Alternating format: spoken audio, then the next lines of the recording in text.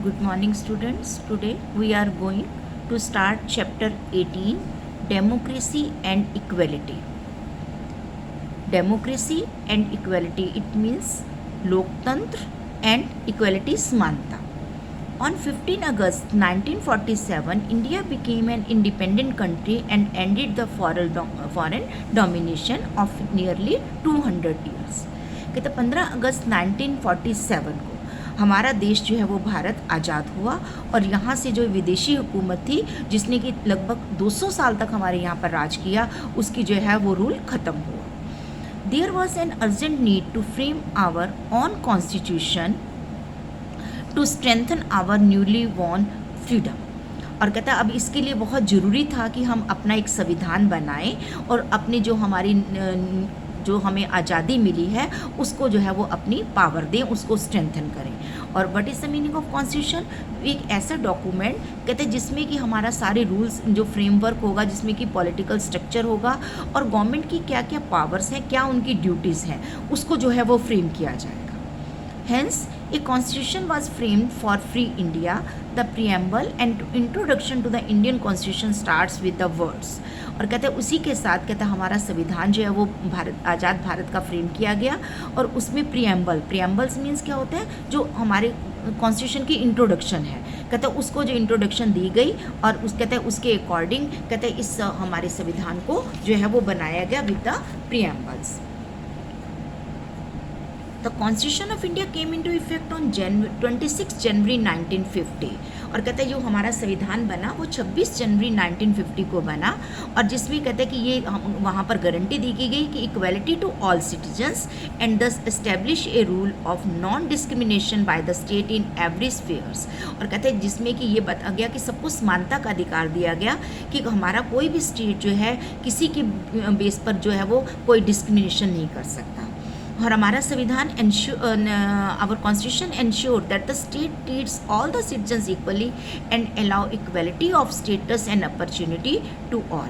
और कहते हैं इस संविधान के अकॉर्डिंग कहते हैं सभी लोगों को जो है वो एक जैसी जो है वो उनको दी गई, उनको अपॉर्चुनिटी दी गई कि उनके साथ कोई भी किसी भी नाम, रिलीजन के नाम पर, जेंडर के नाम पर, जो है वो कलर के नाम पर, कास्ट के नाम पर कोई भी उनके साथ जो है वो भेदभाव नहीं किया जाएगा.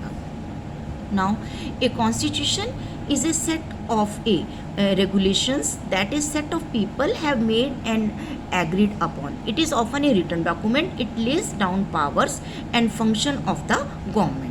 अब कहते हैं कि what is the constitution? Constitution क्या है?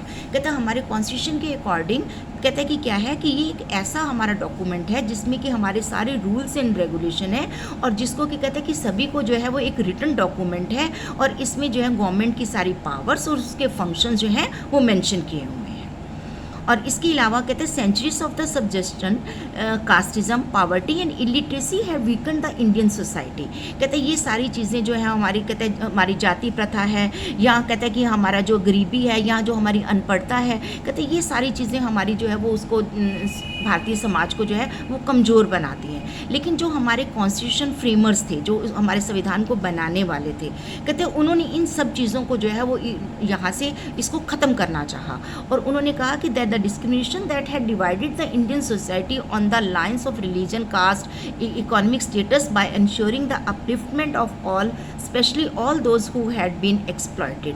उन्होंने कहा कि जो हमारे यहाँ पर भेदभाव किया जा रहा है धर्म के नाम पर, कास्ट के नाम पर या हमारी इकोनॉमिक स्टेटस के नाम पर, कहते उस सब को जो है वो ख़त्म किया जाएगा और स्पेशली वो कैटेगरी जो कि सबसे ज़्यादा जिसका एक्सप्लॉयटेशन हो रहा है, जिनका शोषण हो रहा है, कहते उनको जो है वो अपलिफ्ट किया जाएगा, उनको जो है वो आगे प्रोग्रेस उनकी की जाएगी. Hence, India has adopted for secularism where everyone is free to follow the religion of one's choice and the state does not have a religion of its own. और कहते हैं कि हमारी कंट्री का जो कॉन्स्टिट्यूशन है that is a secular state. Secular means क्या हो गया कि जहाँ पर कोई भी हर अपना धर्म जो है वो उसको अडॉप्ट कर सकता है. स्टेट की तरफ से कोई अपना धर्म नहीं होगा, हर किसी को अपने अपने धर्म के अकॉर्डिंग उसको अडॉप्ट करने की आज़ादी होगी. Indian Constitution aims to establish a social order where identification of a person is not on the basis of the religion that he or she follows, on the caste he or she belongs to, but it is on the basis of what he she has made himself into. अब कहते हैं कि भारत जो हमारे संविधान को बनाने वाले थे उन्होंने ऐसा संविधान बनाया कि जिसमें कि वो ये दे सके कि ये नहीं है कि वो किस धर्म से बिलोंग करता है या क्या उसकी जात है या उसके बारे में, बल्कि ये देखने के लिए कि क्या वो क्या बनना चाहते हैं और अपने अकॉर्डिंग अपने आप को किस उसमें वो बनाना चाहते हैं, वो अपने उसके लिए आज़ाद है। और in class 6 we have read that in democracy everyone is equal. कहते 6th क्लास में हमने पढ़ा हुआ है कि जो हमारे डेमोक्रेसी मीन्स क्या है कि जहाँ पर हर कोई इक्वल है। Our constitution had granted universal adult franchise, that is right to vote to everyone who is above 18 years without any discrimination of caste, color, region or language. One man, one vote was the most courageous step of the constitution framers, as most Indians were illiterate and poor at that time. कहता सबसे बड़ा हमारा जो main इसमें हमारे constitution framers ने दिया that is the universal adult franchise. It means right to vote to everyone. कहता है कि चाहे वो हर पर्सन जो 18 ईयर से अबव है विदाउट एनी डिस्क्रिमिनेशन, वो किस कास्ट का है, किस कलर का है, कौन सा उसका रिलीजन है, क्या उसकी लैंग्वेज है, किस रीजन का है, कहता वो जो है बिना किसी भेदभाव के वो वोट डाल सकता है। और one man one vote means कि एक पर्सन जो वोट डालता है उसकी वैल्यू 1 है, 1 वोट 1 वैल्यू। और कहता है ये सबसे बड़ा जो है वो कहता है बहुत क्रेजियस स्टेप्स था जो हमारे कॉन्स्टिट्यूशन फ्रेमर्स की तरफ से, क्योंकि उस समय पर ज़्यादातर इंडियंस जो थे वो क्या थे, इलिटरेट, अनपढ़ थे और वो गरीब थे, लेकिन उनको जो है वो एक समानता का अधिकार देने के लिए उनके साथ ये जो है वो स्टेप लिया गया। Now the people of India cast their votes and elect their representative for a fixed period। हम लोग देखते हैं कि हम भारत के नागरिक जो हैं वो एक फिक्स पीरियड के लिए अपना वोट डालते हैं और अपना रिप्रेजेंटेटिव को चूज़ करते हैं। This representative run the government according to the wishes of the people. और ये रिप्रेजेंटेटिव हमारे जो हैं वो कहते हैं हमारे विशेज़ के अकॉर्डिंग जो है वो अपनी गवर्नमेंट जो है वो उसको काम करते हैं। और if the elected representative do not do so, अगर वो ऐसा नहीं करेंगे तो उनको पता है कि हम जो है वो अगले नेक्स्ट इलेक्शन में उनको वोट नहीं मिलेंगे। इस वजह से कहते हैं, और लोग जो है वो उनकी एक्टिविटीज़ के ऊपर जो है वो नज़र रखते हैं कि वो कैसा अपना रिप्रेजेंटेटिव काम कर रहे हैं और किस तरह से वो और वो उसके अकॉर्डिंग जो है वो हमें उनको राइट्स भी हमें दिए जा रहे हैं जो हमारे संविधान ने हमें प्रोवाइड करवाए हैं। कहते हैं इसके अलावा अगर आप ये देखो, ये कार्टून में देखो, ये क्या है, मेरे पास वोट है, ये कौन कह रहा है, ये जो वोटर है, जो वोट डालने का अधिकार है जो भारत, और मेरे पास योजनाएं हैं, घोषणाएं हैं, वादे हैं। और ये एक पॉलिटिशियन है जो कह रहा है कि मेरे पास जो है वो सारी चीज़ें हैं, मैं जो है मेरे पास जो है वो सारे रूल्स रेगुलेशन जो भी आपको मैंने देने हैं, मेरे पास प्रोमिसेस हैं, लेकिन वो कहता है कि पावर मेरे पास है, मेरे पास वोट है, क्योंकि जिसको वोट डालेंगे वही जो है वो गवर्नमेंट बनाएगी। और इसके अलावा कहते हैं कि elections are the basis of the equality. Many politician parties participate in election. Each political party is an organised group having its own policies and programmes.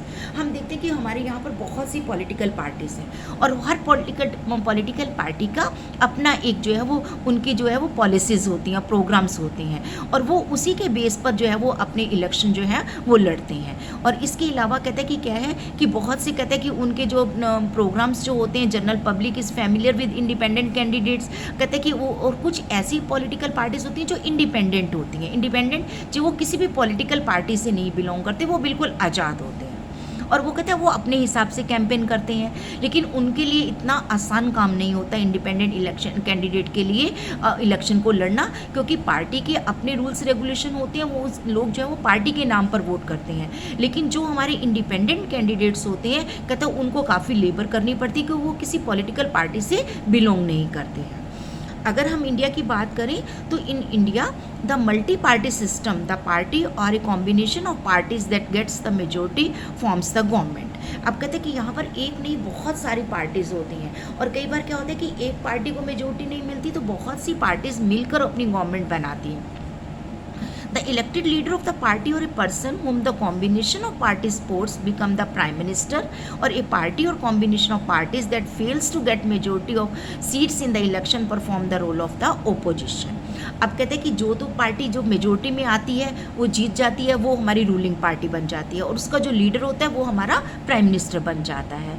और उसके बाद जो हमारी दूसरी पार्टी होती है जो हाईएस्ट उसमें रहती है, वो क्या एक ओपोजिशन पार्टी का रोल प्ले करती है और साथ में वो अपना जो है वो उनकी एक्टिविटीज़ को, जो रूलिंग पार्टी है उसकी एक्टिविटीज़ को चेक करती है कि वो हमारे अपने रूल्स एंड रेगुलेशन के अकॉर्डिंग चल रहे हैं या नहीं चल रहे।